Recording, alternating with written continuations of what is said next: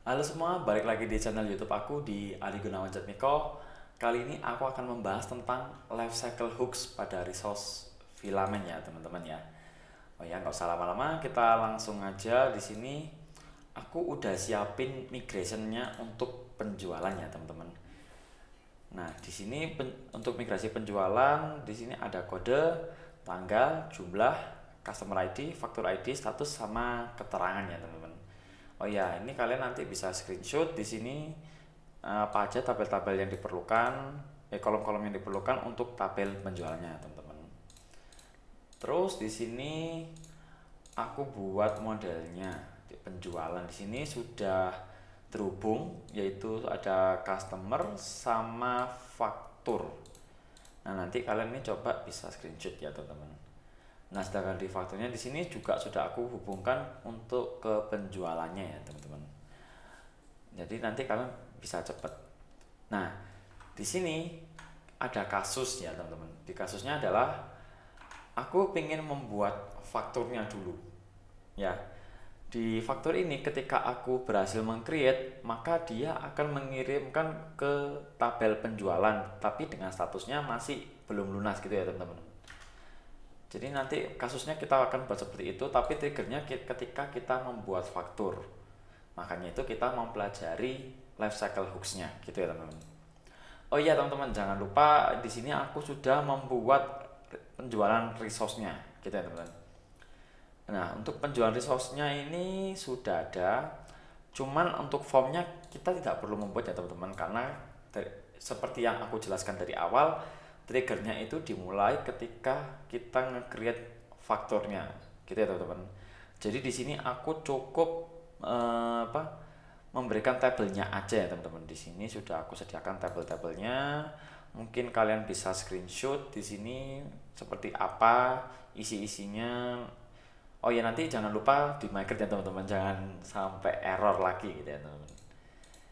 Di sini sudah ada penjualan resource-nya. Nah, sekarang kita lanjut masuk ke dokumentasi ya teman-teman.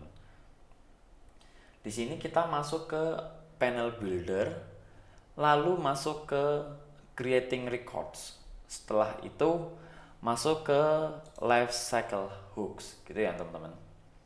Nah, di sini itu ada 6 hooks gitu ya teman-teman di resource-nya filament. Di sini ada before fill atau sebelum kita mengisi nilainya, atau setelah mengisi nilainya, sebelum validasi, atau setelah create. Ada macam-macam di sini teman-teman. Kalian bisa coba nanti satu persatu gimana sih fungsi-fungsinya gitu. Di sini aku akan mencoba mencontohkan satu aja ya teman-teman. Jadi ketika kita selesai meng-create fakturnya akan mengirim ke tabel penjualan gitu ya teman. Jadi aku bisa copy yang after create-nya. Jadi setelah kita membuat, dia akan masuk ke tabel penjualan. Nah, karena triggernya dari faktur, maka di sini kita masuk ke faktur resource, lalu masuk ke resource-nya create faktur gitu ya. Karena di sini kita di creating records, masuk ke create faktur. Oke, setelah itu kita copy paste. Nah, di sini itu aku mau buat faktur di sini. Nanti akan masuk ke laporan penjualan gitu ya, teman-teman. Nah, langsung aja kita masuk coba di sini di penjualan model. Penjualan model kan yang tadi kita buat. Ketika selesai meng-create, aku juga akan meng-create di tabel penjualannya. Oke, di sini aku coba lihat database-nya dulu. Jangan sampai salah. Apa aja yang diperlukan di sini ada. Oke, di sini ada kode. Kan di sini Pak kita pakai disk record. Disk record itu memang sudah bawaan dari filament. Disk record isinya itu dari fakturnya ya teman-teman. Kita coba cek yang dari faktur juga. Karena yang dimasukkan dari fakturnya. Nah, ini kode faktur. Ntar aku copy dulu gini. Nggak usah gini aja. Oke, terus ada tanggal. Tanggal yang di fakturnya itu tanggal faktur. Oke, tanggal faktur. Lalu ada jumlah. Jumlah itu kalau di sini tuh ada totalnya. Terus ada customer ID. Oke. Customer ID. Oke. Di sini ada keterangan faktur. Oh, besar banget. Faktur di fakturnya, tapi di sini itu keterangan aja. Oke. Keterangan statusnya kita default ke 0 aja. Di sini anggaplah karena dia boolean kita anggap 0 aja, dianggap belum lunas gitu ya. Di sini untuk faktur ID kita ambil ID yang sudah ID faktur yang di create gitu ya teman-teman. Oke, sudah. Di sini selanjutnya kita akan coba tes. Kita refresh. Kita tes untuk membuat fakturnya ya teman-teman. Aku misalkan buat FGC 2025 gitu. Tanggalnya, terus barang, quantity, diskonnya. Terus aku isi bebas gini, nominal charge-nya 0. Oke, setelah itu kita create.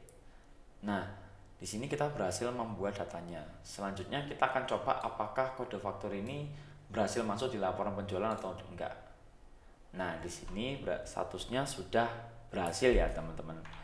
Oh ya, di sini untuk resource-nya aku coba perbaiki karena di sini tidak ada jenis gitu ya, teman-teman. Kita refresh. Nah, faktur yang kita buat sudah berhasil masuk ke dalam laporan penjualan ya, teman-teman. Itulah fungsi dari lifecycle hooks ya, teman-teman. Kalian nanti juga bisa coba untuk editing records-nya di lifecycle hook. Nah, mungkin ini wordingnya agak berbeda ya, teman-teman. Kalian nanti coba gitu. Nah, di sini itu before save atau after save. Kalau yang di create, after create gitu ya, teman-teman. Jangan sampai salah gitu ya, teman-teman. Nah, setelah itu di sini kan di laporan penjualan jangan sampai ada tombol buat ya, karena buat ini nggak ada ya teman-teman, karena diambil dari faktur. Nah, kalian bisa cari get header untuk menghilangkan itu. Di get header action ini kita bisa copy, lalu kita masuk ke listnya, ke resource-nya penjualan. Di penjualan resource ini kan ada list. Nah, listnya kita bisa matiin gini teman-teman. Nah, atau di komen aja di get header action. Nah, kita coba refresh. Nah, maka tombol buatnya udah nggak ada ya teman-teman. Itulah fungsi dari lifecycle hooks dari filamen gitu ya teman-teman. Sekian dan terima kasih.